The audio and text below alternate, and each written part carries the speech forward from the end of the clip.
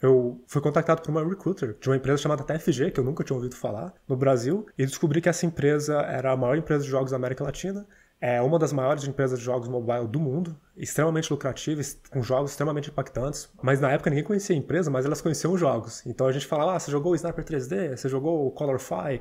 Falava, nossa, joguei, cara, baixei, que isso? Você trabalha lá? É do Brasil. Ninguém imaginava que era do Brasil, né? Oi pessoal, bem-vindo ao canal, meu nome é Felipe Mesquita e hoje temos um convidado muito especial. Um cara que foi atleta, campeão mundial de cubo mágico e depois se interessou para fazer programação de jogos. E hoje virou youtuber, né? Que história interessante. Deixar aqui um grande abraço para o Gabriel. Gabriel, diga um pouco aí da sua história, como é que você conseguiu... sair do Brasil para ser campeão de cubo mágico e agora está no Canadá, né, como programador. E aí, Felipe? É um prazer estar aqui, valeu pelo convite. Eu acho que desse jeito parece que é um monte de coisa que aconteceu em 6 meses, mas você quase falou minha vida inteira de carreira. Mas então, meu nome é Gabriel, hoje eu sou programador de jogos aqui no Canadá. Também trabalhava como programador no Brasil e antes disso tudo, talvez você me conheça pelo Cubo Mágico. Foi uma coisa que eu competi muito quando eu era mais jovem, dos meus 14 até meus 20 e pouco, que é uma história separada, né? Mas eu aprendi a montar e fui buscando ficar cada vez melhor e era uma coisa que estava começando no Brasil, então eu consegui ficar como recordista por bastante tempo.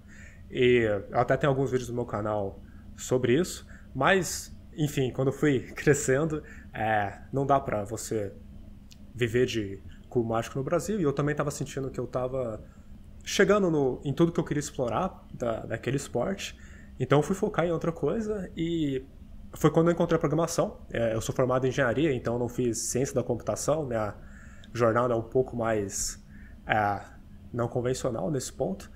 Mas quando eu encontrei programação, de certa forma, foi a mesma coisa que o cubo mágico. Eu me apaixonei com as possibilidades do que eu podia aprender. Era uma coisa na superfície simples, né? Você aprende uma linguagem e você faz coisas, mas as aplicações elas são intermináveis, né? O cubo mágico tem milhares de possibilidades, milhões, mas elas acabam e você reduz elas bastante. Mas com programação as aplicações são infinitas. Então eu acabei achando algo que eu não ia ter que parar de aprender e melhorar nisso nunca, que é uma coisa que me atraiu bastante. E jogos foi uma das coisas que mais me atraiu.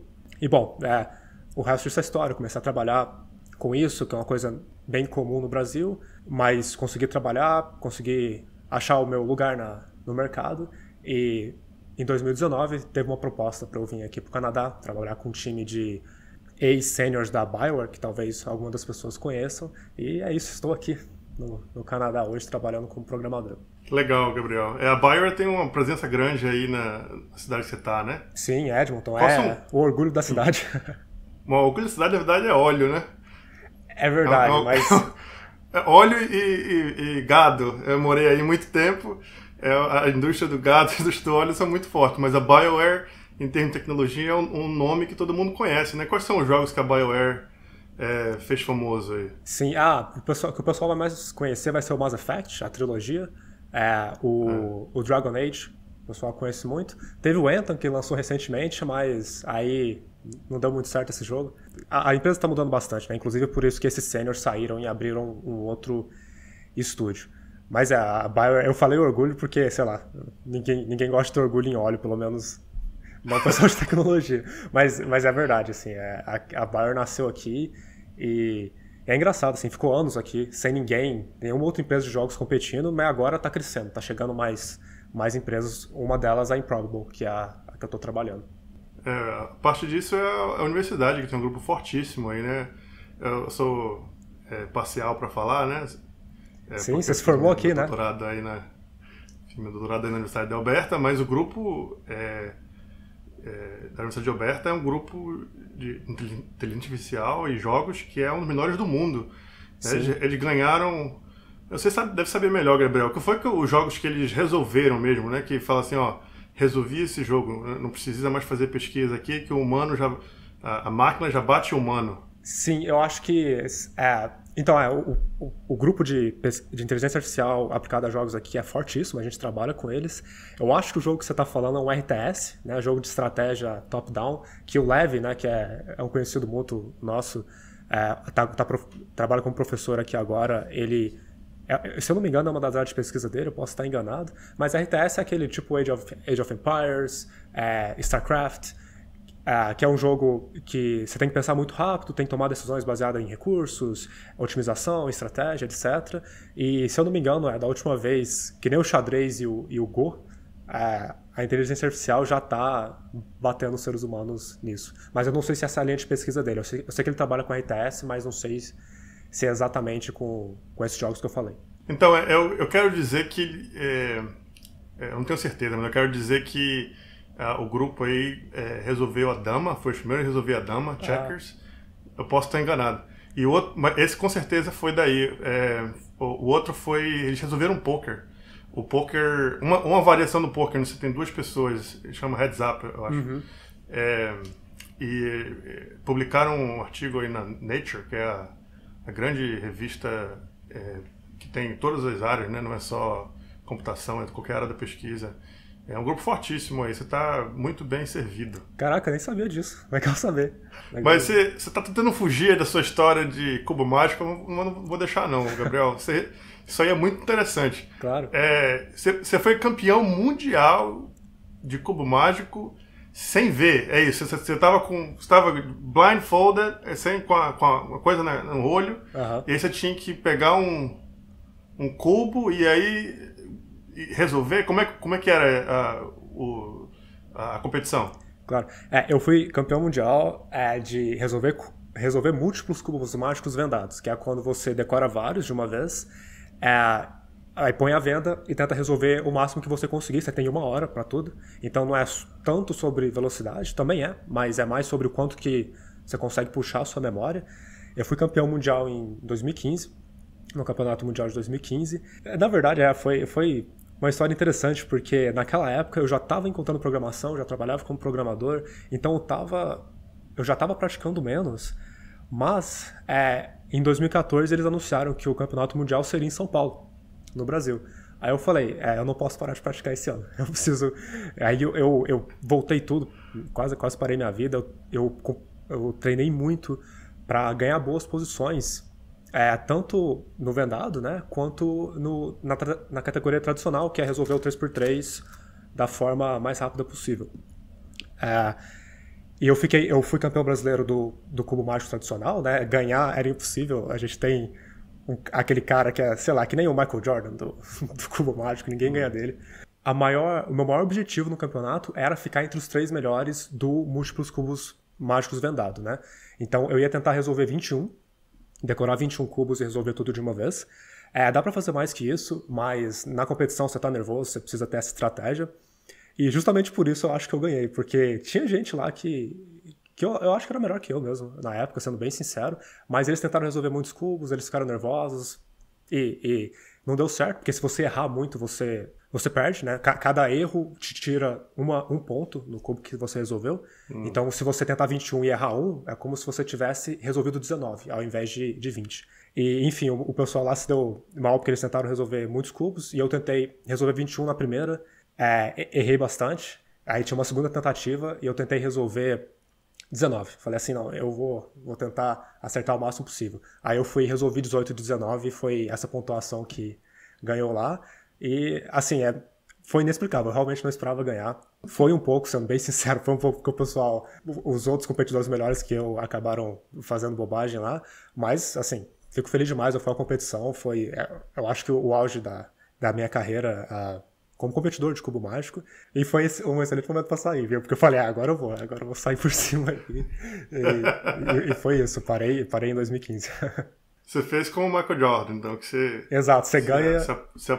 Você ganha o NBA e aposenta. Exatamente, ninguém pode falar que eu não saí por cima.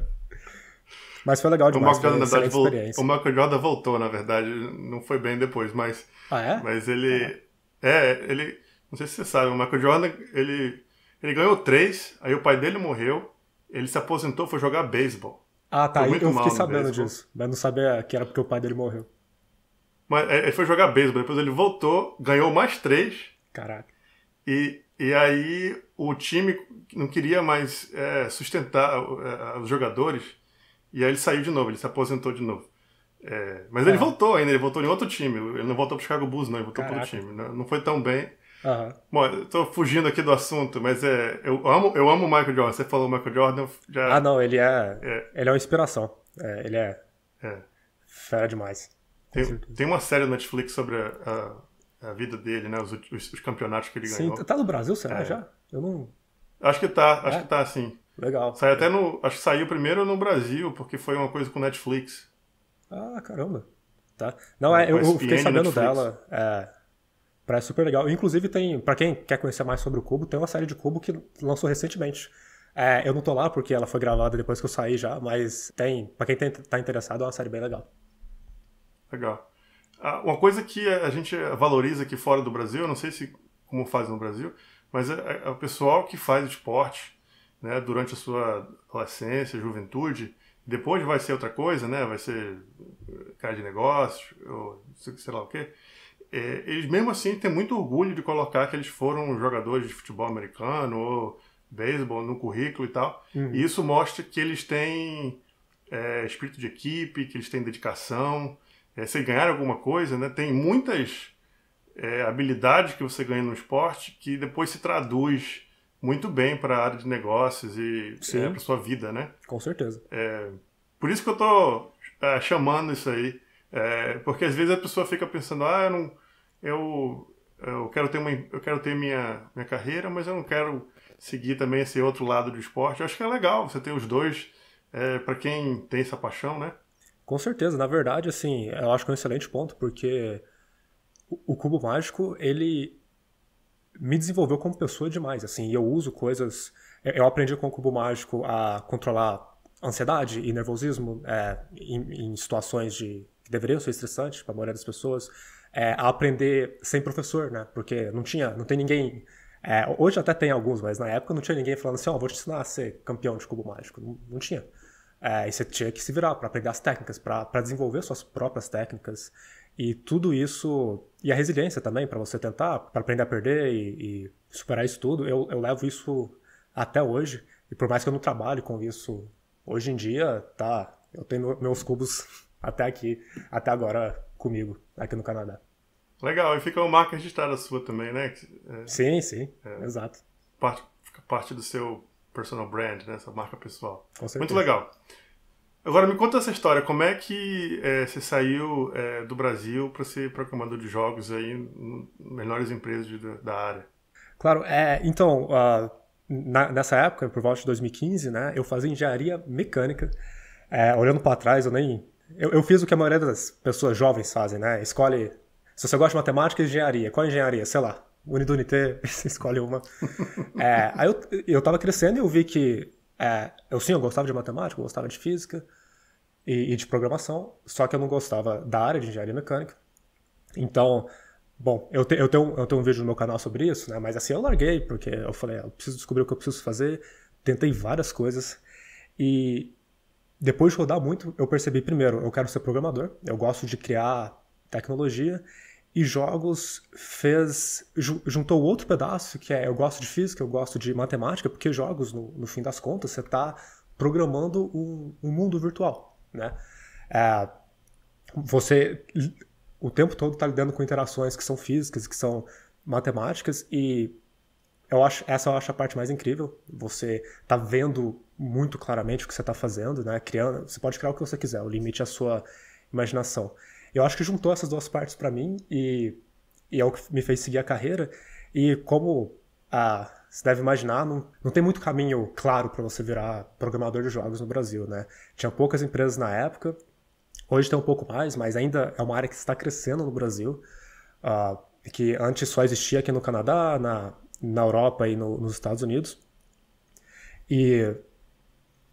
Então eu tive que aprender sozinho, eu tive que pegar cursos em inglês, tutoriais em inglês, e me virando e tentando o máximo possível. Uma coisa que eu tentei muito era trabalhar com isso da forma da forma que eu podia. Então, na época, eu procurava times indies aqui fora e oferecia para trabalhar de graça para eles, só para ter uma experiência.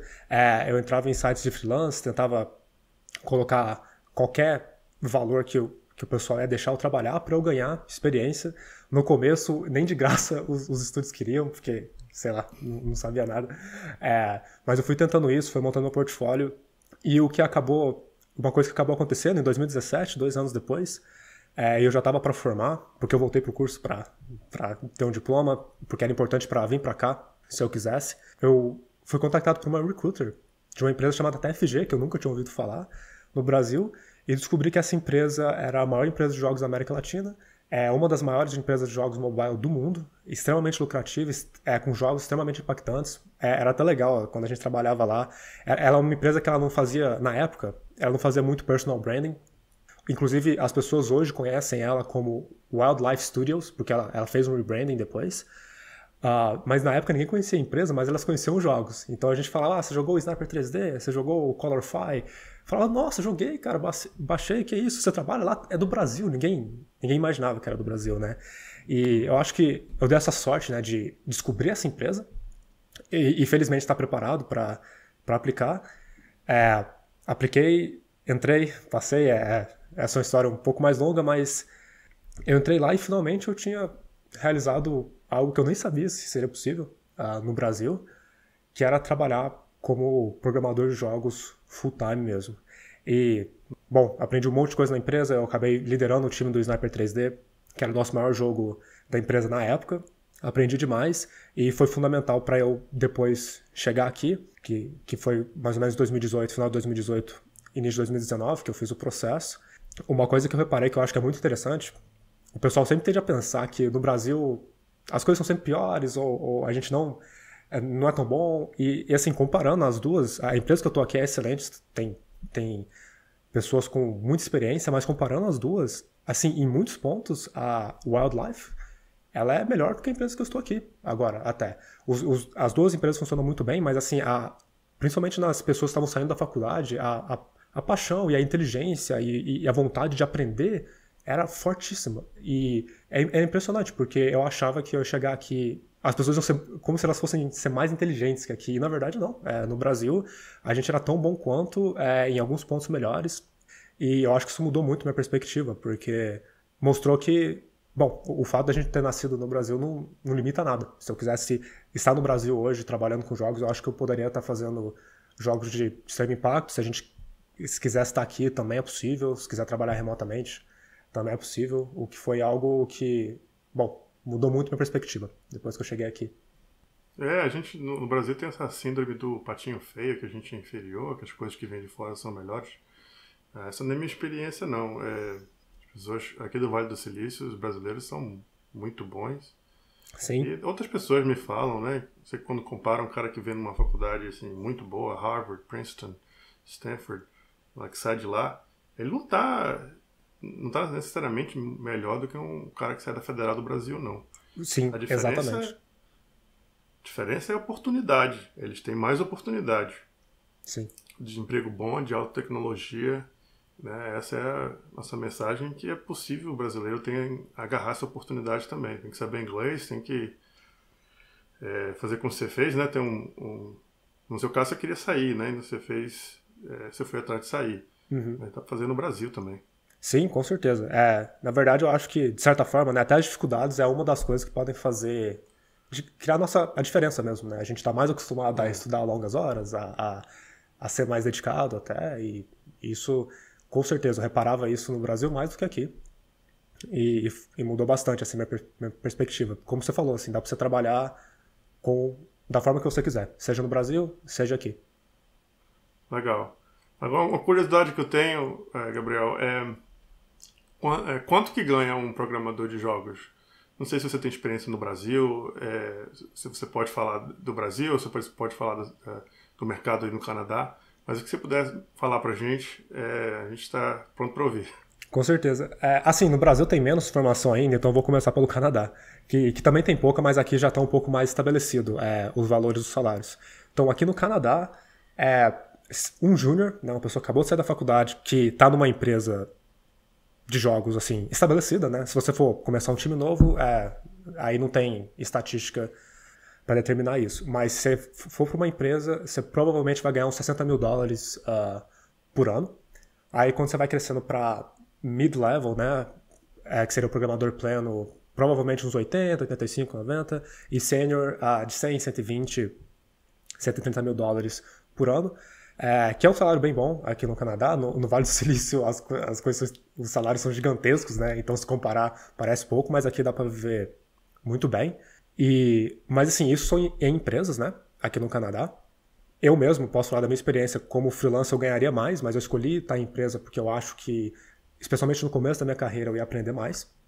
Então foi por isso. Mas, por exemplo, para tentar dar números também, uma pessoa que trabalha com jogos mobile, AR, VR, etc., remotamente por contrato, consegue ganhar, pelo que eu vi, uns 60, $70 americanos por hora, que eu nem sei quanto que isso dá. Nem sei quanto que isso dá por ano. Sei lá, dá bastante por ano. Mas é mais ou menos isso aqui no Canadá, que é mais estabelecido. No Brasil é bem mais difícil.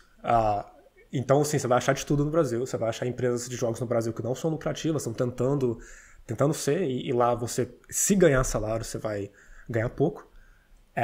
O que eu posso dizer é que a TFG, a Wildlife, que é onde eu trabalhava em São Paulo, na minha perspectiva, ela paga top of market lá. Então, em São Paulo, as maiores empresas são o Nubank, o Google de São Paulo, o iFoods, o Uber, etc. E a Wildlife, que é a empresa de jogos mobile, ela está competindo com essas empresas em salário e em capacidade técnica. Tem muita gente que entrava na empresa do Google, que entrava na empresa do Nubank. Então, o que eu posso falar assim, de salário de jogos no Brasil, trabalhando no Brasil mesmo, numa empresa brasileira, a Wildlife com certeza vai pagar o topo do mercado, você vai viver muito bem e vai estar trabalhando com pessoas incríveis. Mas essa questão, né? Eu acho ela é a que mais paga de longe no Brasil. Aí a próxima, você provavelmente vai ganhar bem, aí eu já não sei tanto sobre, mas você não vai ganhar tão bem. Então, para trabalhar com jogos no Brasil, a melhor opção hoje é a Wildlife, ou trabalhar remotamente, etc. O que eu acho também que, uma coisa que eu queria levantar, assim, né, o fato de ter poucas empresas de jogos no Brasil, se é algo que você quer fazer, não deveria te impedir. Você tem que começar aos poucos, né? Então até eu estava preparado para sair e ganhar o que fosse preciso, porque eu queria aprender a fazer jogos que fossem lançados para pessoas de verdade, aprender a fazer jogos profissionais, e depois disso eu poderia trabalhar remoto, eu poderia vir para cá, etc. As opções se abrem, né? Mas você tem que aceitar começar de baixo, de onde der. Como é que você acha uma empresa? Porque eu ouço falar muito, né, que as empresas de jogos, às vezes elas usam o fato das pessoas gostarem muito de jogar, gostam muito de videogame, e elas usam esse fato para pagar menos, né? Uhum. Como é que você faz para achar uma empresa boa que está te pagando um salário, mesmo que seja baixo, um salário justo, e que está interessada em desenvolver você, né? Você tem um projeto de carreira com a empresa que você trabalhou lá em São Paulo, né? Uhum. Tem esse perfil. E uma outra empresa que está só explorando você, né? Como é que você vê essa distinção? Então, tem muita essa história aqui do crunch e de empresas de jogos não pagarem tão bem porque as pessoas, tem muita gente querendo fazer jogos. Mas assim, o interessante é assim, eu ouvi essa história, eu nunca vivi ela ainda, por incrível que pareça. Que bom, né? Acho que um pouco de sorte mesmo, mas eu acho que tem uma coincidência interessante para apontar, na minha perspectiva, né? E conversando com os seniors aqui que já trabalharam na Ubisoft, na Bioware, na EA, essas empresas mais conhecidas, que todo mundo quer trabalhar, eu acho que são justamente essas empresas gigantes que tendem a se importar menos com o funcionário. Eu acho que isso está mudando nelas também, e essa é a minha perspectiva ouvindo de outras pessoas, porque essas empresas grandes, elas vêm de um modelo que você decide o jogo que você vai fazer, você se esconde por 3 a 5 anos para fazer um jogo, aí depois você lança e tem uma data fixa, você não pode passar dessa data, porque se você passar, você vai perder contrato com o fornecedor, etc, para fazer os discos. Estou falando de coisas bem antigas. Então tinha todo o processo fazia com que fosse uma coisa que fosse estressante. E eu acho que isso aí é um tipo de ambiente que promove líderes que são, talvez, que ligam menos para desenvolvimento pessoal. Entretanto, por uma coincidência, eu nunca trabalhei em nenhuma dessas empresas, né? A Wildlife é uma startup de jogos mobile, e a Improbable aqui também é um unicórnio, é a startup que nem começou no mercado de jogos, ela está entrando nos anos recentes. E é interessantíssimo, porque depois do advento dos jogos mobile, que tirou essa coisa de ter uma data para você lançar, apesar de que essas empresas antigas ainda fazem isso até hoje, no jogo mobile, por exemplo, lá na Wildlife, a gente nunca tinha uma data fixa para lançar um jogo. Se precisasse atrasar por algum motivo que fizesse sentido, a gente atrasava, e era isso.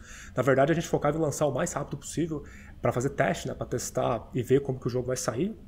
Então, assim, felizmente, nunca ninguém virou para mim e falou assim, ó, você vai trabalhar 16 horas agora, 16 horas por dia por um mês. Nunca teve isso. Todas as vezes, inclusive, que eu fiz overtime, foi minha decisão mesmo. Porque é aquela coisa, você quer lançar uma coisa, deu uma atrasada, e se você quer, você vai lá e faz. Mas não era uma prática. E a mesma coisa aqui. Então, o que eu posso dizer da minha experiência, né, é que todas as histórias que eu ouço sobre isso são antigas e de empresas antigas. E eu acho que está todo o mercado mudando, porque hoje é bem claro que se você não tratar bem seus empregados, você não mantém eles vão sair para qualquer outra empresa que trata eles bem. Ainda mais programador, assim, eu escolho trabalhar com jogos e recebo bem e gosto muito, mas eu poderia trabalhar com outra coisa. E a verdade é que, talvez, né, se fosse uma área horrível de trabalhar, eu focaria em mudar de área. Então as empresas sabem disso e elas estão cada vez mais focando em desenvolver os seus colaboradores, pagar de forma justa e não fazer crunch, esse tipo de coisa. Então, com certeza está mudando bastante o mercado.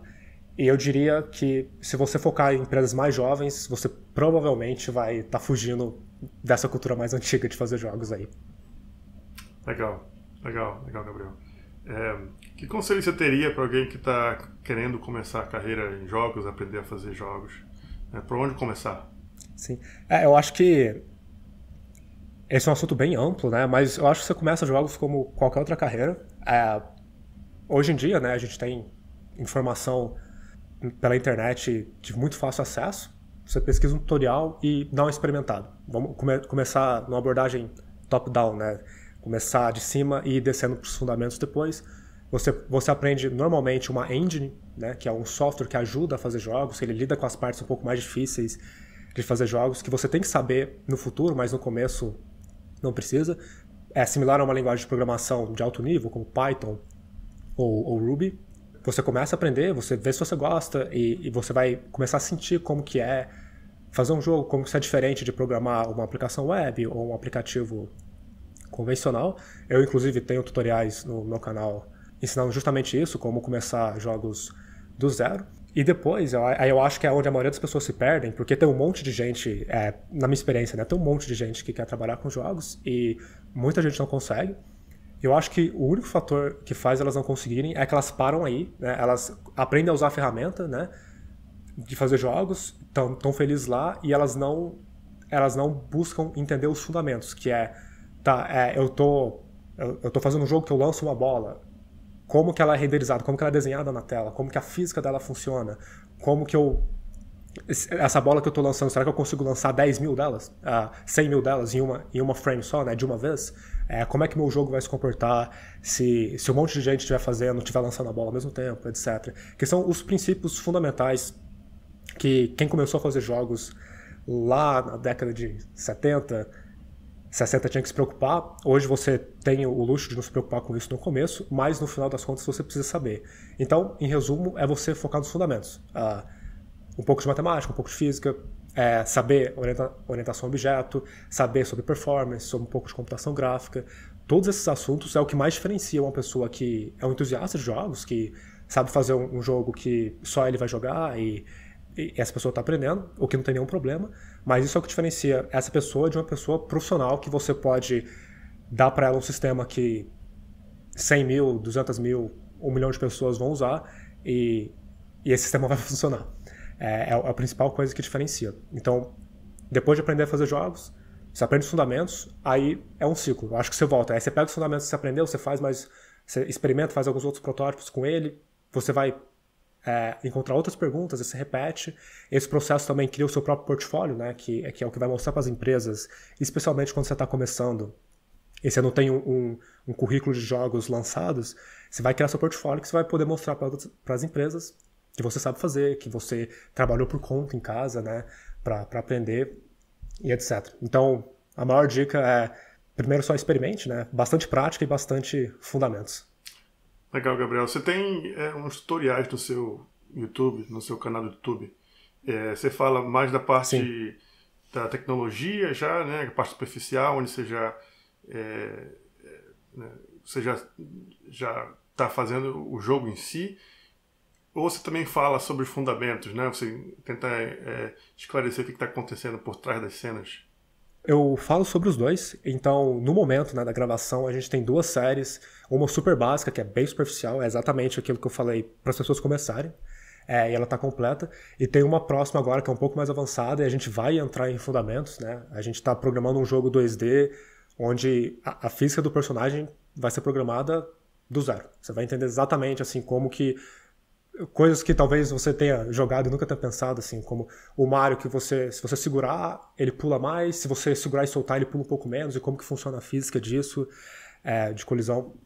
Isso tudo vai ser feito lá, e é um processo contínuo, né? Os fundamentos são bem amplos, e também a parte superficial é bem ampla, e o canal vai estar constantemente, né? Meu objetivo, um dos objetivos que eu tenho com esse canal é que qualquer pessoa que tenha interesse por jogos consiga começar de graça. Você tem que poder pesquisar no YouTube, achar um tutorial que te mostre uma experiência real de alguém que sabe fazer jogos, para você ver se você gosta, para você ver se funciona para você, e se você quiser aprender mais, ter bastante material para aprender mais.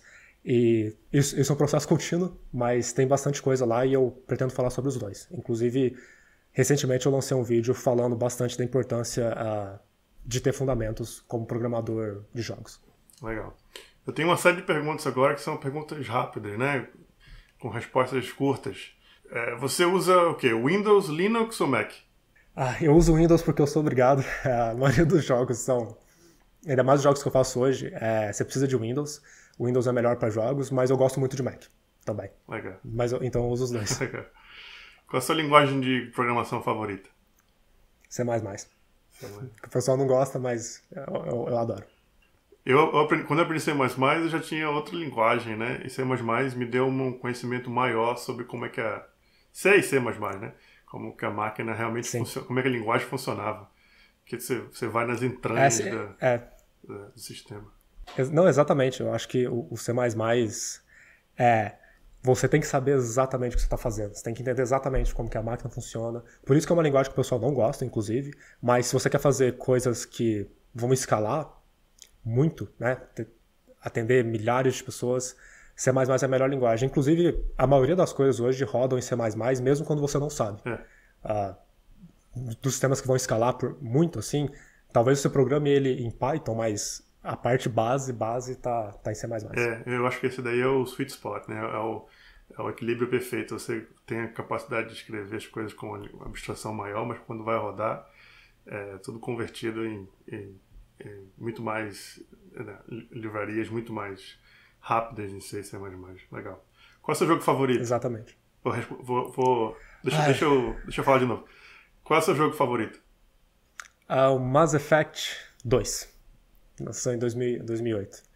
E se eu puder falar mais um, ainda tem que ser o Mario, Super Mario Bros., que foi o primeiro que eu joguei. Foi o que me fez apaixonar por jogos. Legal. Ainda não joguei Mass Effect. Eu acho que como alguém que morou em Edmonton, vou ser discriminado agora, porque é um orgulho da cidade, tem que jogar. Vale a pena, é um jogo muito bom. Legal. O que você tem aprendido nas últimas semanas? O que você tem estudado? Tem uma coisa muito interessante que eu venho estudando nas últimas semanas, que é testes automatizados para jogos. Quem está em outras áreas conhece muito bem testes automatizados. Para quem não conhece, é um código que você escreve para testar o seu código. Ele é maravilhoso, né? Porque você pode deixar ele rodando à noite. Ele vai testar igual sempre. Então, se você esquecer de testar uma coisa, não tem problema, o teste vai pegar. E isso não é muito comum em jogos, em partes porque é um pouco mais difícil, mas em outras partes, pelo que eu falei, né, de ter da indústria em si, as empresas mais antigas terem alguns hábitos meio ruins, assim, de ficar fazendo as coisas correndo, então eles nunca pensam em testes. E a gente está fazendo isso aqui na empresa que eu trabalho, e a gente quer melhorar esse processo o máximo possível, né? Como que a gente pode escrever testes mais rápidos, mais estáveis, escrever os testes certos, da forma que o nosso jogo está sempre estável. Que talvez pode parecer uma coisa chata, mas vocês não têm ideia, assim, isso faz a diferença, uma diferença gigantesca no produto. Se seu jogo não consegue rodar de forma saudável para você testar ele, você não lança o jogo. E isso é mais comum do que você imagina. Então, estou estudando bastante outros frameworks de testes em C++, frameworks de testes em outras linguagens, como Go e JavaScript, e como que eu posso trazer elas para a nossa engine, para o nosso jogo, ou trazer os princípios delas para a gente melhorar as qualidades dos nossos testes. Legal. Eu entrevistei uma vez um cara da NVIDIA, ele trabalhava na equipe que fazia... A NVIDIA tem um sistema que ele decide para você qual é a melhor configuração do jogo. Não sei qual é o nome. Mas basicamente ele era isso. Ele jogava o jogo jogava o jogo à máquina mesmo sozinho para tentar identificar qual a melhor configuração e tal. Fazia uns testes desse sentido, né? Eu imagino que seja parecido, né? Você manda ele fazer alguns comandos e você quer que frames per second, né? O número de a qualidade da imagem seja a mesma. O FPS. O FPS, né? Não quer que diminua, etc. Exato. Sim, com certeza. Esse é um tipo de teste que a gente faz, que é importantíssimo em jogos, né? Porque as pessoas separam. E a gente tem os testes que eles tentam rodar alguma parte do jogo e se passar, né? Se o tempo da frame, né? Passar de certo tempo, ele apita e falha, né? E aí a gente sabe que alguma coisa aconteceu que está fazendo o jogo não rodar tão bem quanto ele rodava antes. Legal. E qual foi o conselho que você recebeu na sua carreira, assim, o melhor conselho que você recebeu na sua carreira? Essa pergunta é difícil de escolher só um, mas eu diria que... Eu não sei se foi um conselho, só se foi uma coisa que eu aprendi a partir de diversas pessoas, mas acho que a principal coisa que eu carreguei na minha carreira desde sempre é nunca parar de aprender. E é uma coisa que talvez seja um pouco mais óbvia hoje do que era há 5, 6 anos atrás, mas hoje está bem claro, assim, nada é estático, nada que você aprendeu hoje, especialmente programação, vai ser verdade daqui a alguns anos. Então, você tem que saber os fundamentos, porque os fundamentos eles são mais sólidos, mas você tem que estar constantemente aberto em se aprimorar, em aprender, não só fazendo cursos assim necessariamente, mas lendo artigos, experimentando em casa, estudando em casa mesmo. E eu diria que foi uma das coisas que mais fez eu me destacar nos trabalhos, que eu realmente, em casa, eu sempre tirava, desde sempre, eu tiro no mínimo 1 hora por dia para estudar alguma coisa que eu acho interessante. Nem sempre é do trabalho, mas é sempre sobre tecnologia, sobre programação. E eu acho que é uma coisa que a gente até falou na sua entrevista, né, no meu canal, são os juros compostos. Você, 1 hora por dia, nem que seja meia hora por dia, parece pouco, mas se você imaginar quanto que isso faz seu conhecimento crescer ao longo dos anos, é exponencial e é incalculável. Assim, eu diria que é até melhor do que você, sei lá, pegar o sábado e estudar 7 horas seguidas no sábado. É muito melhor você estudar 1 hora por dia, consistentemente, todos os dias. Legal, Gabriel. Tem alguma mensagem final que você quer deixar para o pessoal aqui do canal? Eu acho que a mensagem que eu quero deixar é que todo mundo que, viu isso até o final, com certeza está interessado em programação, talvez seja interessado em programação de jogos. Eu queria recomendar o canal do Felipe, que é o que você já está vendo, o meu canal, se você se interessar por jogos, e se você se interessar por programação, eu acho que programação é uma das áreas que mais estão crescendo e mais incríveis do século XXI. Um monte de coisas incríveis que você usa, que eu uso, que todo mundo usa, veio de programação. Então, se você tem interesse, se é algo que faz seu coração bater, só queria te dar um incentivo para você continuar. Eu acho que mesmo se você estiver começando agora, as possibilidades são tão interessantes que vale dar uma experimentada. E é isso aí. Legal. Vou deixar todos os links aqui, o link do canal do Gabriel, alguns dos vídeos mais populares também, para vocês acompanharem. E eu agradecer ao Gabriel pela entrevista. Valeu. Um abraço, Gabriel. Abraço, até mais.